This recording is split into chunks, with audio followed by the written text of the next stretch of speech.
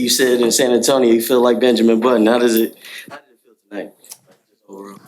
I'm glad he threw it, man. That's the trust. It's the trust of our team, you know. Some of my teammates were laughing at me a few weeks ago when I told them to throw me a lob, but guess who's laughing now? No, it feels good, though, man. It's good stuff. Kyrie, I asked this to Daniel and Derek, but what do you think the role of points in the paint can do for your team moving forward, heading into the playoffs?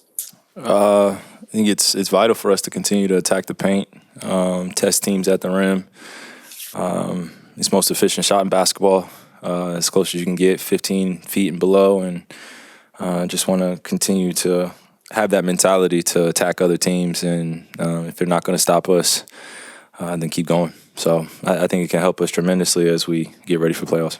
Describe what you guys got out of the gap for tonight. I know he had 7 dunks in the second half. Yeah, no, he was being himself and being a presence, kind of on that backside when Kessler was stepping up and trying to block a lot of shots. So he got rewarded for our penetration, going down in the lane and just throwing it up there to him. It's a true luxury that I don't take for granted, having a big like that and also D-Live and have lob threats like that where anytime you get stagnant in the paint, you could just throw it around the rim to go get it. How important is this a 5-game road trip coming up, considering what's at stake? I mean, every game's important, man. It's been that way for the last few weeks, so nothing's really changed on that end.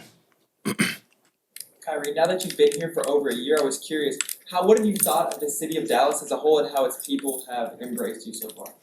I think it's a little bit deeper than just being embraced by the Dallas community. For me, it's just getting adjusted here and getting established as one of the community leaders, while also, not trying to do too much. I have my own beliefs and views, and I think being here in Dallas, I've been accepted, way beyond just my talent on the court. I think it's for what I represent in the broader world and how I try to make impact and try to help a lot of different walks of life and stand on things that a lot of people wouldn't stand on. So I think that's the genuine connection I have here, and I think the fans relish in that, just being able to sometimes get to touch me when I'm going out there just to warm up or, during my shoe launch or just different things that we do within the Mavericks, philanthropic arm too.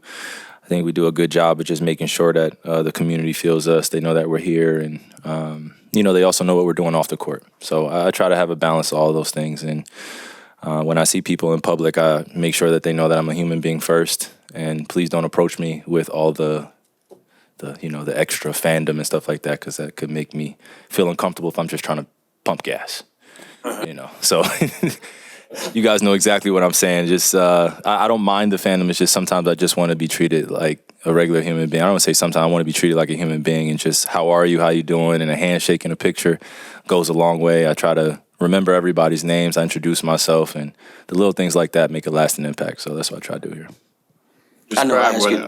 Describe what happened on the play when Luka dove at midcourt and threw it over his shoulder to you, and you lobbed it up to DJ. Yeah, it's a great play, man. Great play. That's when you know we're rolling, we're feeling good. When we do kind of those selfless plays on the fly, and we're trying to create some momentum for ourselves. Tonight we had a few minutes where we threw the ball around and they got some open shots and they were feeling good about themselves. And then you can see that we turned it back up a little bit more, got some defensive stops, and when one of our star players is on the floor, then everybody's got to get on the floor, and that's just what it is. That's the example that we set and we follow, and I think it just sets the tone for the rest of the team on what we have to do in order to win ball games. So if he's on the floor, we all got to get on the floor.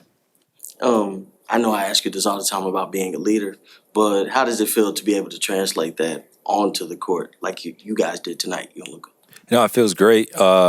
And it's something that we don't take for granted because it's taking time to build, and we've had to be patient. We've had to build through adversity and also some of our failures. And I think that's been the beautiful aspect of it, is just through our struggles, we've been able to come out on the other side and see some glimmer of light and turn it into wins. We were sitting here, 2 weeks ago, and we had lost 4 out of our last 5. And, we were just going back and forth within the locker room on how we can get on the same page and get aligned and stay aligned and build that consistency. And I feel like we're figuring that out still. But we're putting game to game, quarter to quarter together, and it's turned out for a good sight, man, for the fans, for us. And, you can tell when the excitement is in the arena, whether we're on the road and especially at the AAC, man. It's since that game winner, man, I could feel it's pulsing in here. You know, it feels like a special year. So Gave you guys 18 dunks tonight. I mean, hey, man, momentum, man. Momentum can carry you a long way. So thanks, guys. Luca, I said thank you for the lob.